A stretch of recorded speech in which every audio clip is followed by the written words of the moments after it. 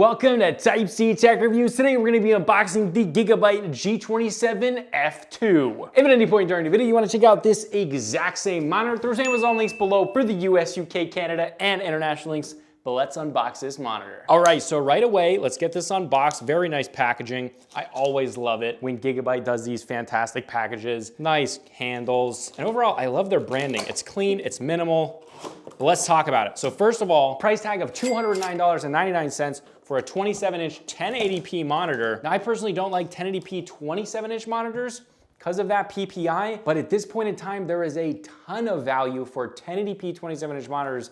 So if you're cool with that resolution, or if your rig can't push a bunch of frames, a lot of these monitors are at really good price points. All right, but let's take this out, slide down. We have two pull handles right here, as you can see. It's actually pretty easy to pull this out, which is rare with boxes opening like this. All right, so right away, this is like the classic Gigabyte stand that I've used before. However, it's like a baby version. Oh, that's so funny. This is like when you see those Coke bottles, but like the teeny little glass Coke bottles. That's what this is right now. I love it. It's super cute and it's very, it's very nice. It's classic Gigabyte. It's got some metal in the stand, something that the $1,500 Samsung monitor we just reviewed didn't have. So this was already ahead of that. Continuing on, manual right here. We have an HDMI cable, a USB Type B to USB Type A, an installation manual, and then we've got the power brick and the power connector here. Unfortunate that doesn't have an internal power supply. However, this brick is pretty small, so that's fine. Also, it does give you some extra length in cable. Not a big deal. All right, let's set this to the side now. Get to the panel itself, which already has the monitor arm attached. We've seen this on a few other Gigabyte monitors. Very cool. So let's turn this around. Let's take this off. We're gonna press down and this should come off. There we go. All right, and then we'll turn that back up and get this stand hooked in. All right, so right away, it's very easy to put this together. This is a high quality thumb screw, so you should be able to just use your thumb or fingers to screw this in. An extremely easy unboxing and setup process. Look at that. Guys, we're done. That's it. We're literally done. Now we just pick the monitor up just like this. Should be all locked in. This cute little stand.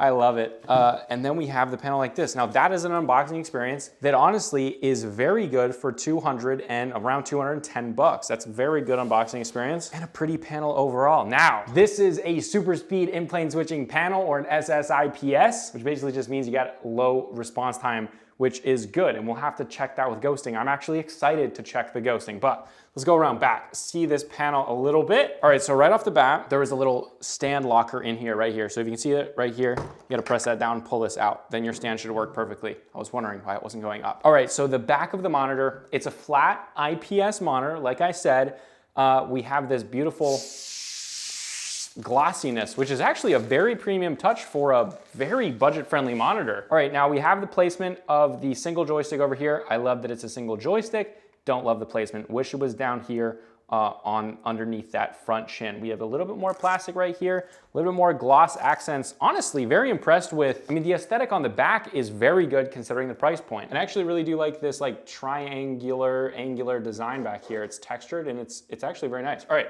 let's go into the ports right now. We've got a display port, two HDMIs, a 3.5mm audio out, and then we've got a USB Type B, two USB 3.2 Type A's, and then that's your power in. I do like that the power's on the same side as all the ports. That's very nice. We also do have this small touch here, G27F2. That's kind of nice. But let's flip this around. And honestly, besides someone's handprint where they grabbed it right there, which was not me, but besides that, a very premium looking monitor with a tiny little baby stand. So funny, but not anything bad. Also, we have some more plastic right here, I just noticed. Very nice. Overall, Gigabyte's like build quality and stuff is good. It's not incredibly premium, but it's solidly built. And like the stand, it's plastic on top, but all metal on the bottom. They're using good quality stuff here, but that does not matter if the panel sucks. So let's get this thing turned on. We're gonna do initial impressions, we're gonna do a gaming impressions, and we're going to do a ghosting test. That is going to be very exciting. Let's do it. All right, guys, the Gigabyte's on the desk. Just wanna say, this is the lowest it goes on the stand. Very nice. It only has tilt, which is this.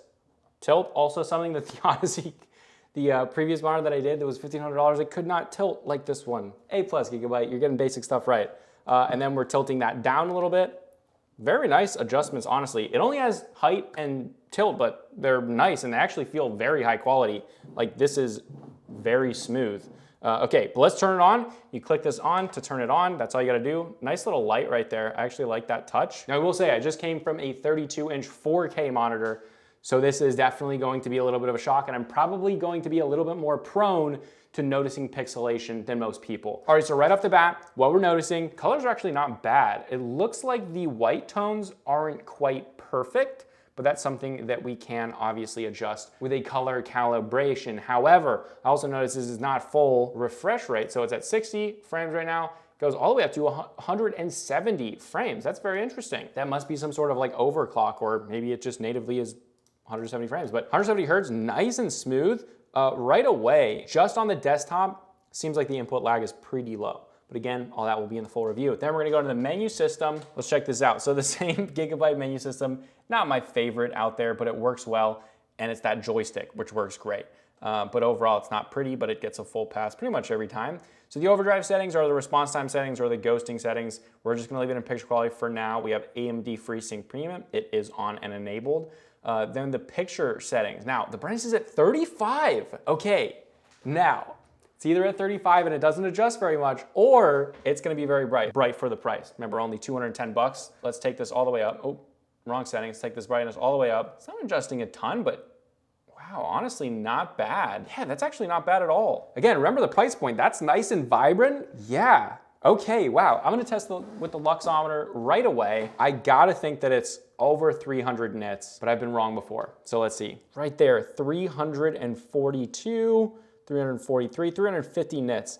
Okay, 350 nits is a good brightness, kind of there at that middle ground. It's not incredibly premium, but for 210 bucks, I would say that's pretty dang good. Overall, the color's nice and vibrant. This is an IPS panel. The colors are always better on IPS panels. I don't care who you are. The colors are always better on IPS panels when compared to VA panels, even high-end VA panels, although you do lack those black levels. But that's not why you're buying this monitor. You're buying this monitor because you want a very nice experience at a very low price point, and you don't care about resolution, or your system literally just cannot push those higher frames at a higher resolution. So let's go right into finishing up the menu system. We got a bunch of different modes right here, RTS, movie, stuff like that. I pretty much always leave it in custom or standard and then adjust my settings. That's what I love about this is you can see in here, even in all of these settings, you can go and adjust anything you want.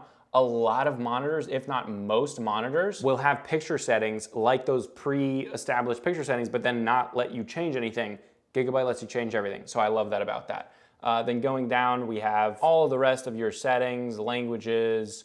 So not a whole ton of settings, but there's honestly not a whole lot going on with this. It's just a nice IPS panel that's got FreeSync Premium. All right, but one more thing, NVIDIA control panel. Let's check it to see what this thing can output as far as colors. I'm not expecting much here, and it is working with G-Sync, which is very cool. All right, so in here, full 170 hertz. We're gonna go down here, see if this thing can output 10 bits of color, and it can. That's actually pretty impressive at this price point. And before we jump into gaming, let's actually check if this thing has HDR. So it looks like it does have HDR. Yeah, it has HDR. Let's actually check the brightness in HDR. I will say, the white tones look like they need a little bit of work. However, not too big of a deal, not the worst that I've seen. So around the same. However, there is a pretty wide color gamut on this. I can't remember the exact numbers, but I remember being like, that's a pretty wide color gamut for this price point. But again, all this stuff is gonna be in the full review. So let's hop in some Battlefield and see how this thing games. All right, guys, jumping right in game, very, very fluid. Right away, one of the things is you're gonna, if you've used a 1440p monitor,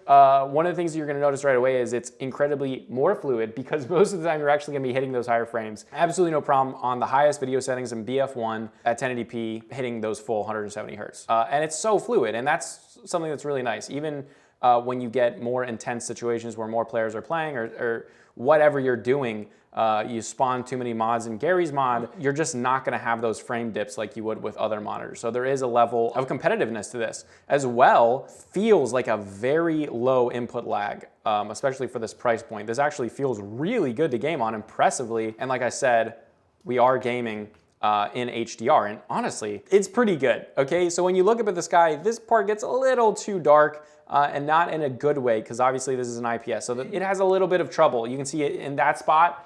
You can see a little bit, the sky's getting blown out, everything. So the HDR is not incredible. However, still pretty impressive. A nice, bright, vibrant panel. I mean, very pretty overall. Better than I was expecting. And I'm thinking a lot of that is to do with the color gamut.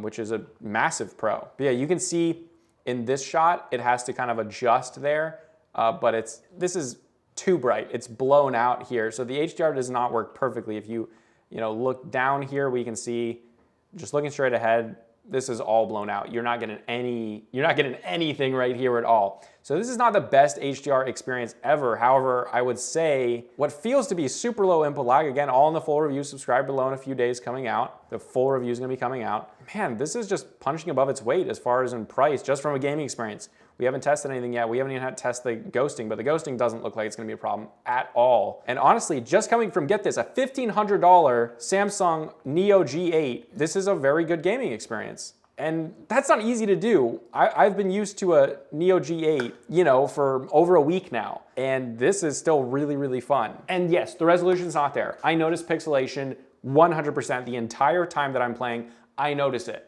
100%. However, again, I was just on a 4K 32-inch monitor, so the difference is pretty substantial. However, the trade-off with always hitting the high frames, no matter what, that's pretty cool.